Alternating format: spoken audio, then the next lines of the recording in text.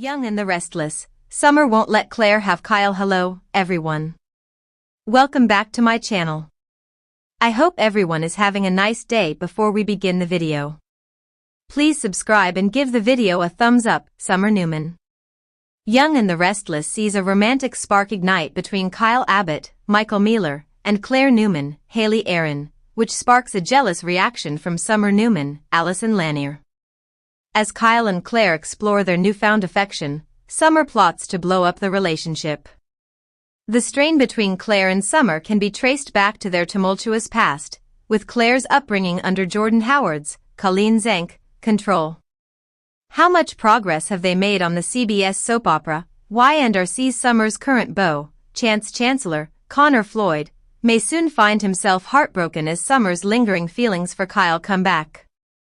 Meanwhile, Claire continues to care for Kyle's son, Harrison Abbott, Redding Munsell. Despite Summer's initial resistance on Young and Restless, with the Newman family rallying behind Claire, Summer may find herself isolated in her attempts to reclaim Kyle. Audra Charles, Zuleika Silver, and Phyllis Summers, Michelle Stafford, could play pivotal roles in the ensuing drama. Stay tuned for more spoilers and updates on the ongoing Young and the Restless saga. The skies over Genoa City never warned of the storm brewing beneath its polished surface. The early summer sun shimmered off the Abbott family estate like a mirage, beautiful yet illusory. Inside, nothing was still. Nothing was calm. Claire Grace had arrived, and with her, a shift, sharp, sudden, and unrelenting. Summer Newman had always known how to navigate this world, poised, bright, and irresistibly resilient. Born into legacy and power, she'd weathered betrayal, heartbreak, even public scandal. She had clawed her way back to herself more times than anyone dared count. But Kyle Abbott, her heart, her mistake, her forever, was not something she was willing to lose again. Especially not to someone like Claire. Claire had that soft grace that fooled people. That perfectly calibrated elegance that masked the ambition thrumming beneath her calm demeanor.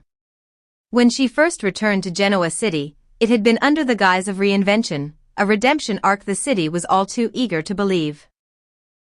But Summer knew better.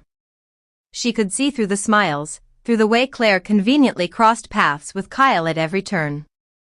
It wasn't fate. It was strategy. Summer watched it unfold like a slow-moving avalanche. Claire at the coffee house, pretending to bump into Kyle. Claire offering to help with Harrison's school fundraiser. Claire showing up at Jabot with some cleverly disguised proposal. Every move was precise, and every time Kyle seemed oblivious to the web tightening around him, Summer felt the old burn of helplessness rise inside her. But she wasn't helpless. Not anymore. Summer knew Kyle, truly knew him, in ways Claire never could. She knew the rhythm of his thoughts, the quiet tension in his shoulders when something was wrong, the way his fingers tapped against his coffee cup when he was trying to make a decision. She had loved him in the quiet, in the chaos, in the shadow of his father's expectations and the brilliance of his potential. She had stood by him when everything else fell apart. So no matter how perfect Claire appeared, no matter how gentle her words or carefully crafted her image, Summer would not step aside. She started slowly, precisely. A whispered reminder to Kyle about a family tradition they used to share. A gift sent to Harrison from Mom instead of Summer, re-establishing that line in the sand. Her presence around Kyle grew again, not desperate, but deliberate. Subtle gestures, a hand on his back when they passed in a hallway, the way she lingered in meetings, her laughter echoing a second longer than necessary. Claire noticed. Of course, she did. Summer could feel the shift in Claire's energy. The calculated politeness began to fray at the edges. There was a stiffness to her smile now, a tension in her posture when Summer entered the room. The battle had begun in silence, both women unwilling to expose the fire beneath their skin. But it was there, burning, growing hotter with each passive glance, each stolen moment. And Kyle, sweet, oblivious Kyle, stood at the center, unaware of the quiet war waging around him. Or perhaps not unaware. Summer saw it in his eyes sometimes, that flicker of confusion, of something deeper. She wondered if he felt the same pull she did. If he remembered the nights they'd spent dreaming of their future, the child they'd loved, the vows they'd exchanged. Did he still carry her in his heart the way she carried him? Claire, ever the perfectionist, doubled down. She offered to co-lead a new project with Kyle, one that would have them working late nights, side by side. Summer's jaw clenched as she watched them walk into the elevator together, their closeness carefully framed. She waited until they were gone before stepping into her office and closing the door behind her. The silence wrapped around her like armor. This wasn't jealousy. This was war. She pulled out the files Claire had submitted, too perfect. Too curated. Summer knew ambition when she saw it. She recognized the subtle omissions, the careful reshaping of facts to make Claire's ideas seem more original than they were. Summer had been raised on the boardroom floor. She knew how to spot a calculated climb, and Claire's was textbook. Still, Summer didn't attack outright. That would make her look insecure. Emotional. No, she played it smart. She began quietly correcting Claire in meetings, under the guise of collaboration. She ensured Kyle saw her competence, her insight, her ease. She reminded him, without saying a word, why they had worked so well together for so long. The cracks began to show in Claire's calm. One afternoon, Summer arrived at the Chancellor Winter's charity gala in a satin blue dress that shimmered like the moonlight. She didn't need Kyle on her arm to command the room.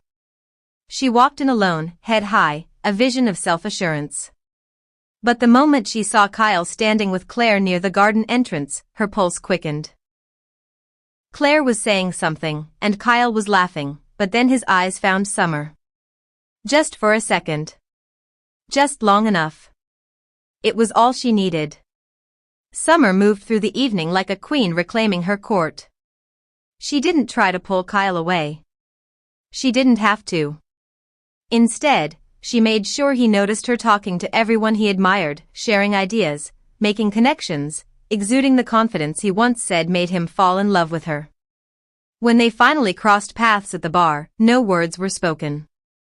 Just a glance. Just enough.